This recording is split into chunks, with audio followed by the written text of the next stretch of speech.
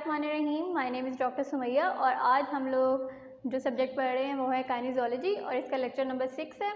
और आज हम लोग इसके अंदर पढ़ेंगे यार टाइप्स ऑफ एक्सरसाइजेज। ठीक है,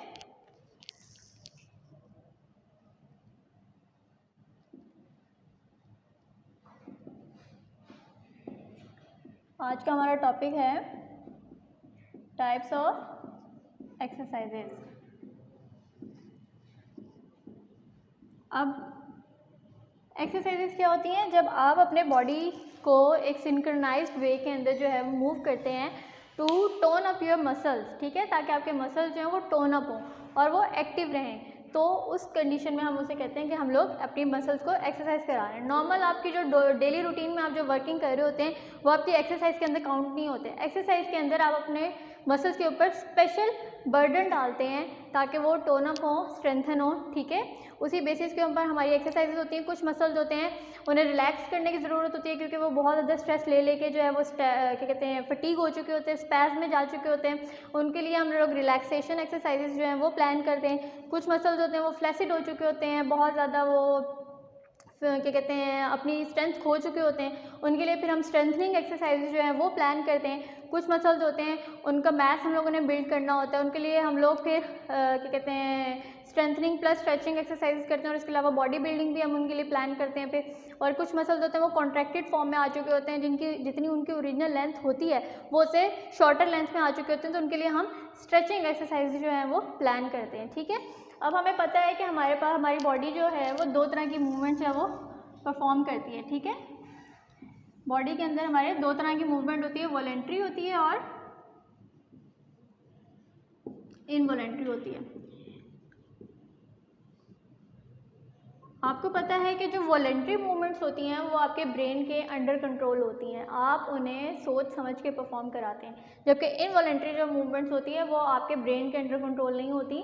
आपके ब्रेन को पता होता है कि ये काम हो रहा है, ये फंक्शन हो रहा है, पर वो उसके अंदर कोई दखल अंदाजी नहीं करते हैं, मुदाखलत नहीं करता उसको परफॉर्म करवाने में, क्योंकि उसे पता है कि वो इनवॉलेंट्री पाथवे के थ्रू परफॉर्म हो रहा है, तो उसके अंदर ब्रेन को जो है वो इतना कोई काम करना नहीं पड़ता। ब्रेन जो है वो हमारा हायर कमांडिंग सेंटर है और वो हमारे बहुत ही जो कॉम्प्लेक्स और क्या कहते हैं मुश्किल किस्म के जो काम होते हैं जो हमारी बॉडी ने परफॉर्म करने होते हैं वो उनको हैंडल कर रहा होता है, उनके साथ डील कर रहा होता है, तो इसलिए वो इनवॉलेंट्री जो एक्शंस होते हैं उनको ज़्यादातर नहीं छेड़ता। ठीक है, वॉलेंट्री एक्शन में हमारे पास क्या आ जाता है, जैसे हम लोग ड्रिंकिंग करते हैं, पानी हम सोच समझ के पीते हैं, ठीक है, इसमें ईटिंग आ जाती है, ईटिंग हैबिट्स आ जाती हैं हमारी।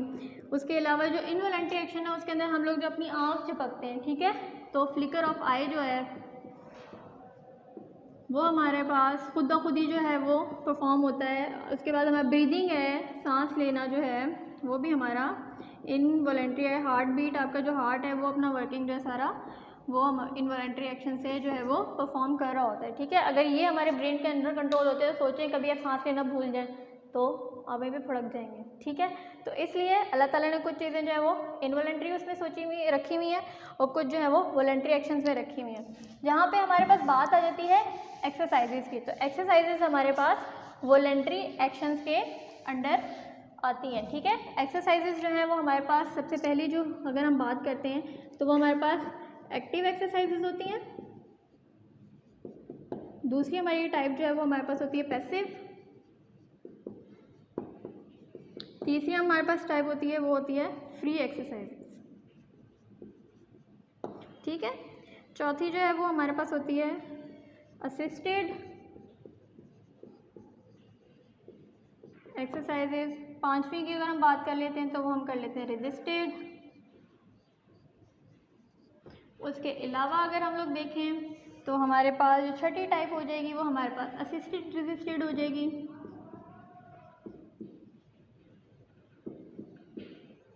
और इसके अलावा जो सातवीं हमारे पास है वो स्ट्रेचिंग एक्सरसाइज हो जाएगी। आठवीं जो है वो हमारे पास स्ट्रेंथनिंग एक्सरसाइज हो जाएगी, जिससे हम अपने मसल्स को STR स्ट्रेंथन करेंगे। ठीक है, अब थोड़ा थोड़ा इनका ओवरव्यू कर लेते हैं क्योंकि हमने इन एक्सरसाइजेस को प्रॉपर्ली जो है एक एक लेक्चर के अंदर कवर भी करना है। अभी हम इसका सिर्फ ओवरव्यू कर रहे हैं और एक्सरसाइज के टाइप्स का, तो मैं आप लोगों को बताती हूँ एक्टिव एक्सरसाइजेस कौन सी होती हैं। एक्टिव एक्सरसाइज वो होती हैं जो आप प्लान करके एक्टिवली अपने मसल्स से परफॉर्म करवाते हैं। फॉर एग्जांपल आपने पेशेंट के सामने आप खड़े हो गए और आप उसे बता रहे हैं कि आपने अपने मसल को आपने अपने हाथ को यूँ करके ऊपर लेके जाना है, फिर यूँ करके सीधा लेके आना है। आपने उसके ऊपर कोई एफर्ट नहीं लगाई, पेशेंट खुद अपना हाथ सीधा करेगा, खुद उसे यूँ करके परफॉर्म करवाएगा, तो वो आपकी एक्टिव एक्सरसाइज की कैटेगरी में आ जाती है। ठीक है। पैसिव एक्सरसाइज कौन सी होती है? वो भी प्लान्ड होती है, लेकिन उसके अंदर आपकी एक्सटर्नल जो है वो फोर्स अप्लाई हो रही है। पेशेंट खुद नहीं कर पा रहा होता, मैं उसका हाथ पकड़ूंगी, मैं उसको थोड़ी सी पैसिवली जो है उसकी मूवमेंट करवाऊंगी। तो ऐसी एक्सरसाइजेज जिसके अंदर पेशेंट खुद अपने मसल जो है वो यूज़ नहीं करता, बल्कि एक्सटर्नल फोर्स उसके मसल को जो है वो कॉन्ट्रैक्टेड और रिलैक्सेशन वाली फॉर्म में लेके आती है, वो हमारे पास पैसिव एक्सरसाइज होती हैं। ऐसी एक्सरसाइजेज जिसके अंदर पेशेंट खुद अपने मसल्स वर्क को जो है वो यूज़ करता है, वो हमारे पास एक्टिव एक्सरसाइज होती हैं।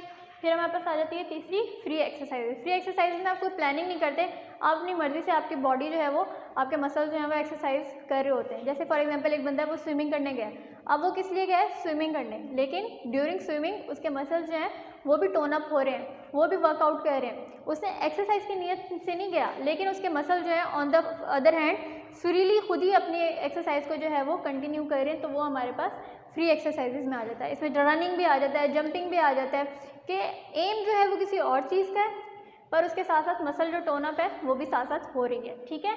उसके बाद आ जाता है हमारी असिस्टेड एक्सरसाइज। असिस्टेड एक्सरसाइज में क्या होता है? थोड़ा एक्टिव का पार्ट होता है, थोड़ा पैसिव का पार्ट होता है। कि पेशेंट को आपने कहा है कि आपने यहाँ से लेके यहाँ तक अपनी मूवमेंट पूरी की पूरी रेंज में परफॉर्म करानी है, पेशेंट यहाँ से लेके यहाँ तक तो ले आया, लेकिन उससे आगे जो है वो नहीं ला पा रहा, तो आप अपना हाथ हल्का सा उसका देंगे और उसको असिस्ट करेंगे, हेल्प करेंगे।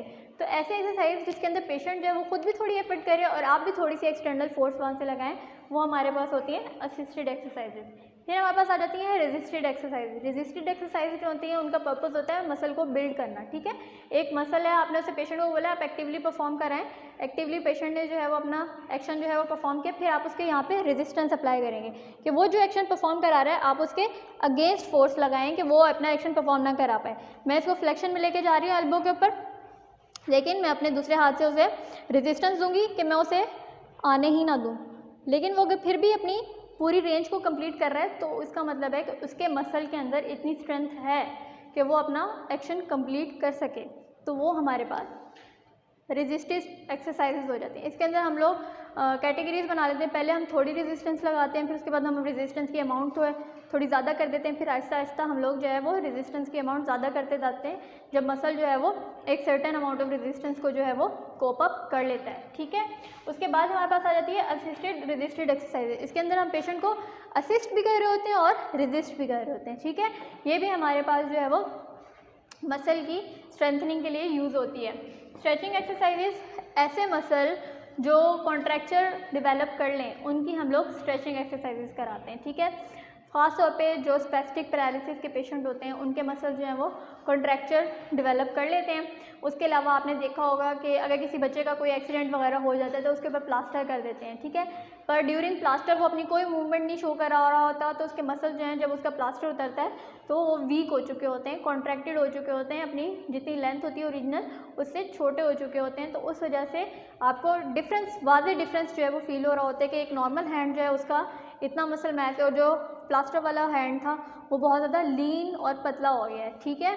तो वहाँ पे फिर हम लोग डिफरेंट स्ट्रेंथनिंग एक्सरसाइज भी कराएंगे, स्ट्रेचिंग एक्सरसाइज भी कराएंगे कि वो जो कॉन्ट्रैक्चर डेवलप हो गया, अगर उसका हाथ यूँ ही रहा है ना प्लास्टर के दौरान, तो वो मसल जो है उसकी लेंथ छोटी होगी, अब वो यूँ ही रहेगा, तो हम उसकी भी स्ट्रेचिंग कराते हैं कि उसकी जो लेंथ है वो पूरी की पूरी गेन हो। ठीक है। फिर हमारे पास आ जाता है स्ट्रेंथनिंग एक्सरसाइज। स्ट्रेंथनिंग एक्सरसाइजेज क्या कराते हैं? वो मसल जिनकी पहले कॉन्ट्रैक्चर हो चुका है उनकी हम लोगों ने कराई है स्ट्रेचिंग। जब वो अपनी नॉर्मल लेंथ गेन कर लेंगे फिर हम उनकी कराएंगे स्ट्रेंथनिंग, ताकि जितना पहले उनका बल्क मास था बॉडी की, जो हमारे पास मसल का जो मास था बॉडी का, वो दोबारा से अचीव कर ले और उसकी एक नॉर्मल हेल्थ और नॉर्मल कंडीशन जो है वो शो होना स्टार्ट हो जाए। जैसे उसका नॉर्मल हैंड है उसी तरह उसका दूसरा वाला जो क्या कहते हैं कॉन्ट्रैक्टेड हैंड था वो भी नॉर्मल अपनी पोजीशन में आ जाए। ठीक है। तो ये हमारे पास सारा ओवरव्यू था टाइप्स ऑफ एक्सरसाइजेस का। इंशाल्लाह हम हर एक्सरसाइज को जो है वो आहिस्ता आहिस्ता नेक्स्ट लेक्चर्स के अंदर कवर करेंगे। Thank you so much.